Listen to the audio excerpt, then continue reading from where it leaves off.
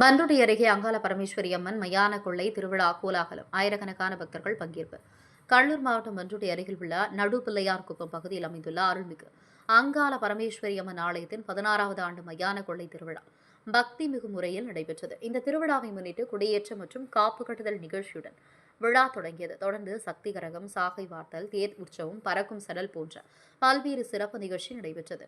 மேலும் அம்மன் குறி சொல்லும் நிகழ்வும் பக்தர்களின் நம்பிக்கையுடன் நடைபெற்றது. திருவிழாவின் முக்கிய நிகழ்வாக பாவாடை ராயன், வீரபத்ரன், காட்டேரி உள்ளிட்ட பரிவாரங்களுடன் அம்மன் விஸ்வரூபம் எடுத்து குடல் பிடுங்கி மயான கொள்ளை நிகழ்ச்சி நடைபெற்றது. இந்நிகழ்வைக்கான ஆயிரக்கணக்கான பக்தர்கள் திரண்டு பக்தி பரவசத்துடன் கலந்து கொண்டனர். அதனைத் தொடர்ந்து ஊஞ்சல் உற்சவம் மற்றும் மஞ்சள் நீர் விழா சிறப்பாக நடைபெற்றது. மேலும் நடுபிள்ளையார்குப்பம் கிராம பொதுமக்கள் சார்பில் அருகில் உள்ள பகுதியைச் சேர்ந்த சுமார் 10,000 கிராம மக்களுக்கு மதிய அன்னதானம் வழங்கப்பட்டது. இந்த விழா முழுவதும் கிராம மக்களின் ஒருங்கிணைப்புடன் சிறப்பாக நடைபெற்றது. பண்ருட்டி செய்திகளுக்காக ஜி. சுதாஸ்.